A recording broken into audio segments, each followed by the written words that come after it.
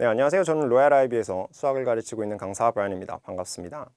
이번 영상에서는 지금 아이비에 이제 막 진입을 한 학생들 혹은 2학년으로 올라가고 있는 학생들에게 여러분들이 지금 밟고 있는 그 수학 과정이 어떠한 과정인지를 조금 더 명확하게 설명을 해주고, 그리고 남은 학기 그리고 다가오는 겨울 방학에는 우린 어떠한 마음으로 무슨 공부를 해야 하는지에 대해 이야기하는 영상이 될 거예요. 자, 우선 첫 번째로 우리가 볼 내용은 개정 수학이 시행된 지 지금 한 1년 조금 남짓한 시간이 흐르게 됐는데, 판을 까보니까 완벽하게 달라진 두 개의 과정이다라고 하는 것이고, 그에 맞춰서 학원이 진행하고 있는 수업도 진화를 해야겠다라고 하는 것이죠. 자, 그럼 어떻게 달라졌는지에 대해서 먼저 좀 살펴보도록 하겠습니다. 개정 이전의 수학 과정이 하나의 수학이라고 하는 어떤 이슈를 4개 서로 다른 레벨로 나누어서 학생들에게 소개를 했다라고 본다면, 지금은 뭐 단순히 우리가 지금까지 이야기했었던 미적분과 확률 통계에 무게중심이 가 있는 그 수준이 아니라 그 미적분과 확률 통계를 바라보는 관점 자체가 다른 교육 과정이 됐다라고 하는 겁니다. 그렇기 때문에 그러한 부분들을 충분히 이해하고 학생들에게 설명할 수 있어야 좋은 수학 수업이 되겠다라고 하는 것이죠. 자, 그러면 먼저 AA 하이어부터 어떠한 내용들이 좀 초점을 맞춰야 되는지 보도록 할 텐데, 우선 첫 번째로 학생들이 정말 수학적인 어떤 개념의 본질을 이해해야겠다라고 하는 겁니다. 이 이야기는 사실은 AA가 아니라 그 이전 메스 때도 나왔던 이야기이지만 지금은 더더욱 중요해졌어요. 자, 왜 그런지 예시를 하나 들어주고 넘어갈 텐데, AA 하이어 같은 경우에는 이전에 그 옵션 캘큘러스에 있던 내용이 그냥 일반 과정으로 통폐합이 됐죠. 그 대부분 흡수가 됐다라고 보시면 됩니다. 그렇기 때문에 어떤 펑션이라고 하는 것을 소개할 때에도 특정 교과서들 같은 경우엔 우리가 캘큘러스에서 이야기할 수 있는 리미트라던가 컨티뉴어티라던가 이런 이야기들을 자연스럽게 섞어냅니다. 또 시퀀스를 공부할 때도 단순히 뭐 arithmetic, geometric, sum to infinity까지 얘기하고 마치는 것이 아니라 뭐 맥클로린 시리즈까지도 이야기를 하는 상황이 종종 벌어져요. 그 말은 무슨 얘기냐면, 우리가 한 단원 한 단원을 공부하게 될 때 놓치는 부분이 발생하면 뒤에 가서 그걸 메꾸는 게 정말 힘들어진다는 얘기입니다. 어려운 걸 뒤에 몰아놓고 공부를 하는 게 아니라 이제부터는 전반적인 과정 중간중간에 그러한 중요한 요소들이 껴들어갔다라고 하는 거죠. 그래서 한 번 공부할 때 제대로 하자라고 하는 것이고, 두 번째는 이제 마크 스킴에 대한 부분인데, 물론 여러분들에게 어떻게 보면 이게 가장 어려울 수도 있어요. 일례로 어떤 학생이 시험을 봤는데 본인이 좀 돌아간다는 느낌이 있긴 했지만 답을 맞췄고 그래서 괜찮을 거라고 생각을 했어요. 그런데 막상 점수를 받고 보니까 이건 IB 과정에서 원하는 풀이가 아니다 라고 하면서 감점이 있었다라고 하는 거죠. 그러니까 이 친구 이제 막 울먹울먹 하는 거예요.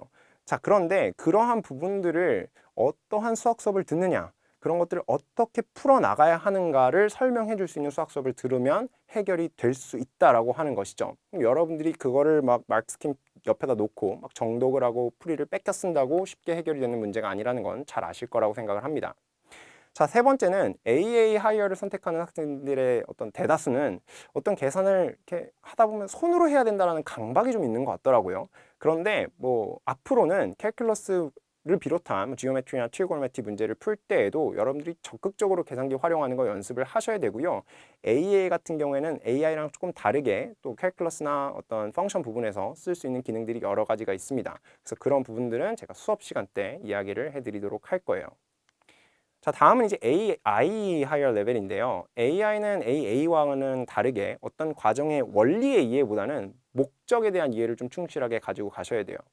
물론 여기서 다루고 있는 여러 가지 어떤 테스트라던가 개념들이 실제로 DP 과정을 하고 있는 학생의 어떤 고등학생의 지식 수준으로 커버하기는 좀 어려운 면이 있다는 것이 맞습니다.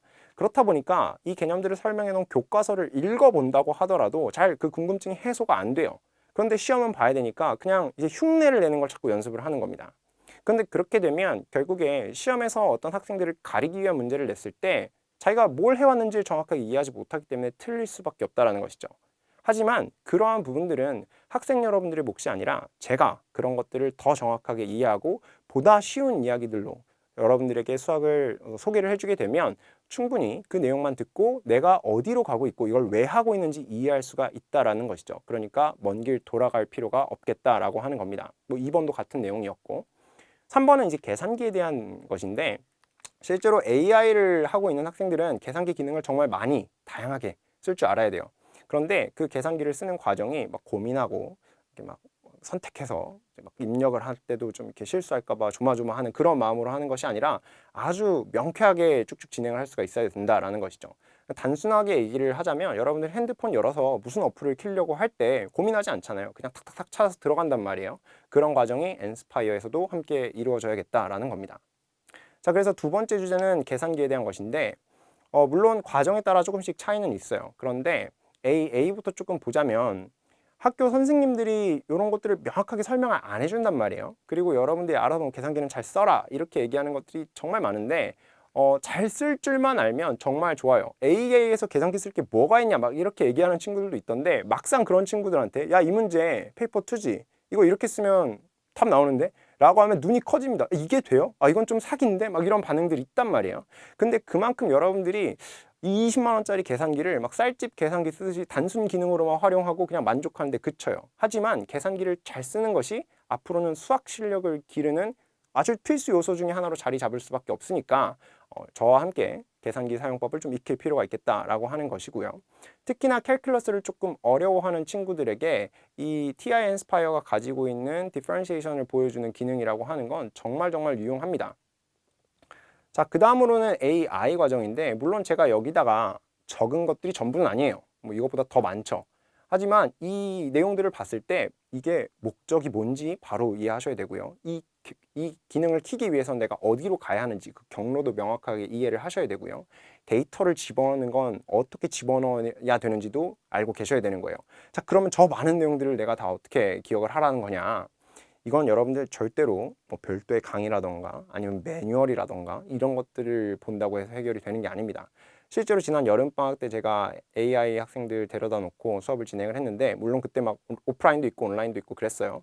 근데 어쨌든 이 TI 엔스파이어라고 하는 기종을 기준으로 물론 다른 기종을 쓰는 친구들은 제가 따로 이제 핸드아웃을 주기는 했는데 결국에 제가 가장 이야기하고 싶은 부분은 뭐냐면 따로 공부하려고 하지 말자는 거예요.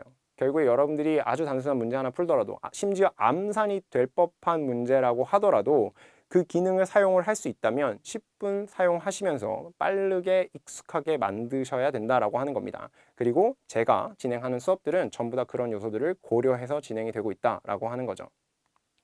자, 마지막으로는 다가오는 이제 겨울방학에 특히 이 이야기는 1학년에 지금 있는 학생들을 대상으로 하는 이야기라고 보시면 돼요.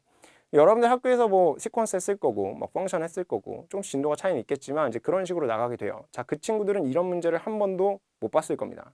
자, 이건 뭐냐면 뭐 쉽게 얘기해서 이제 시퀀스랑 트리고노메트리가 다 껴들어가 있는 문제예요. 자, 그런데 이런 문제들을 우리가 풀려고 할 때 여러분들이 왜 이 문제를 본 적이 없냐면 일단 학교에서 이걸 다 안 배웠잖아요. 그러니까 지금 푸는 문제들은 다 풀만 하거든요. 그러다가 난이도가 확 언제 올라가냐면 1학년 1학기가 끝나거나 1학년 2학기 중반부터. 그럼 선생님들이 가지고 있는 어떤 데이터베이스에서 이것들이 섞여 있는 문제를 그냥 준단 말이에요. 다 배웠지? 풀 수 있어. 근데 못 풀어요. 설령 푼다고 했더라도 아까 앞서 말씀드렸던 예시처럼 이건 IB에서 원하는 풀이가 아닌데? 라고 얘기해버립니다. 그러니까 학생들은 붕 뜨는 거예요. 자, 그런 원인에는 두 가지가 있는데 일단 첫 번째, 제대로 알지를 못해서 그럽니다. 아니, 공부를 했는데 왜 모른다는 거냐면 실제로 어떤 제가 수업을 진행을 할 때 이 내용은 이런 거라고 하면서 수학적인 증명을 해주고 여러분들을 이해시키려고 애를 씁니다. 그런데 그 길고 긴 내용의 항상 마지막에는 자, 근데 너희 머릿속에는 이 내용이 이렇게 들어가 있어야 돼 라고 이야기를 해줘요. 결국엔 이해를 하고 암기를 해야 되는데 그 암기가 제대로 되어 있지 않으면 심지어 이것도 정제된 형태로 딱 외우기 좋게 머리에 박혀 있지 않으면 시간이 배운 지 한참 지난 내용이 이렇게 integrity question으로 등장을 하게 됐을 때 헤맬 수밖에 없다라고 하는 거죠. 결국 이번 겨울방학이라고 하는 기간 동안에 특히 1학년 1학기를 보는 학생들은 본인들이 배웠던 내용이 과연 잘 정리가 되어 있는지 그리고 잘 그렇지 않다라고 한다면 어떻게 정리를 해야 되는지 점검하고 그 다음 학기에 들어가는 내용도 같은 방식으로 공부를 할 필요가 있겠다라고 하는 것이죠. 자, 그래서 지금 제가 말씀드렸던 것들을 크게 세 가지로 구분을 해보자면 첫 번째로 과정이 완벽하게 달라졌다라고 하는 것, 두 번째 그에 맞춰서 준비를 하되 계산기가 너무너무 중요하니까 계산기를 제대로 가르칠 수 있는 수업을 들어야겠다. 자, 마지막은 특히 지금 1학년 올라가 있는 학생들의 경우에 단순히 지금 퀴즈 몇 개 잘 보는 거 물론 중요하지만 나중 가면 이런 문제 풀어야 되니까 잘 머릿속에 엑기스 형태로 남겨야 되는데 그러한 내용들을 전부 다 이번 겨울방학 로얄 아이비에서 제가 책임지고 가르쳐 드리도록 하겠습니다. 자, 그럼 남은 학기 동안 공부 잘 하시고 저희는 겨울방학 때 수업을 통해서 인사드릴 수 있으면 좋겠습니다. 감사합니다.